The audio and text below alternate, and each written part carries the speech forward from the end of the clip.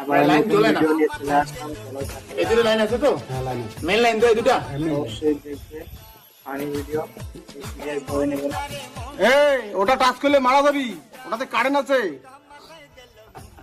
বলি কি আমি ইলেকট্রিক্যাল ইঞ্জিনিয়ার পড়েছি, জুতো যদি পায়ে থাকে তাহলে লাইন টাচ করলে কেউ মরে না, শক করে না। Are you understand? এই দেখ,